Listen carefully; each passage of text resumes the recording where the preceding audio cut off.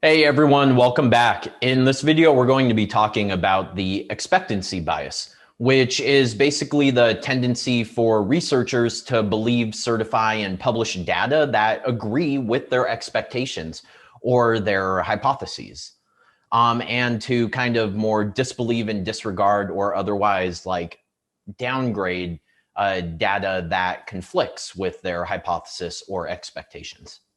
And if you don't understand this, then, or if you science denier, right? That's what this reminds me of.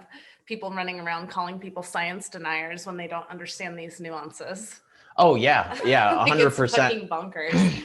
I'm like, what's denial about this? Like, tell me exactly what is denial instead of just saying that someone's a science denier when they see flaws in a study. Yeah, right? Yeah, I agree completely. And this is often something that's overlooked by a lot of people, but fortunately, it can be accounted for pretty decently in well-conducted studies. Yeah, I think the general public doesn't really know how to look for these things. Yeah. And yeah, when they're reading a study. Yeah, and so the example here is basically human error. So human error occurs, whenever a researcher is conducting a study or something, there's going to be human error involved.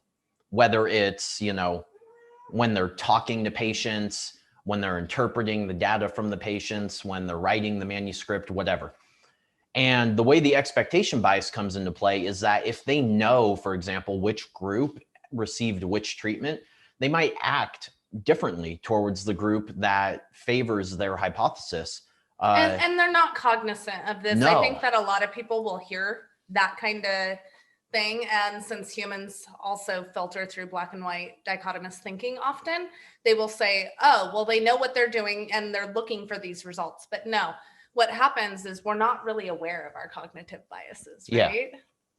Yeah, exactly. It's happening at a subconscious level. And the way you get around this in research studies is this is one of the things why blinding is so important. And maybe maybe a lot of you listening have at least heard of that term.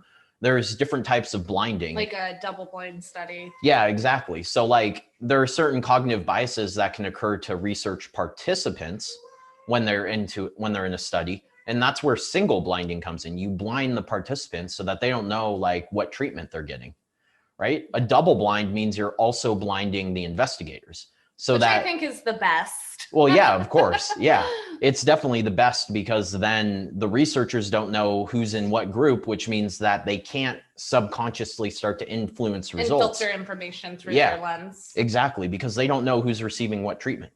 And that's why double blinds are considered like a gold standard, right? Because it helps reduce these cognitive biases. And I mean, the way that these kind of play out, they can be very evident at a higher level perspective. So as an example, me and several colleagues are working on a manuscript for how ketogenic diets impact athletic performance.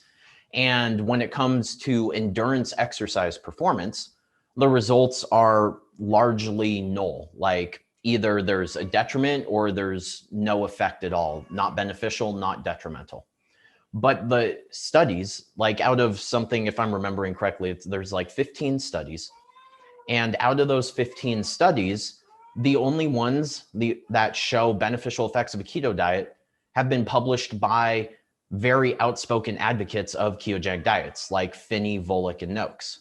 Yeah. And so while, we can't really bring up like these types of cognitive biases in a scientific research paper, I can mention it on this video and say that this is a perfect example of the expectancy bias. Why is it that all these other researchers find null or detrimental effects, but the ones who have a vested interest in keto find beneficial effects? That's a huge red flag. Yeah.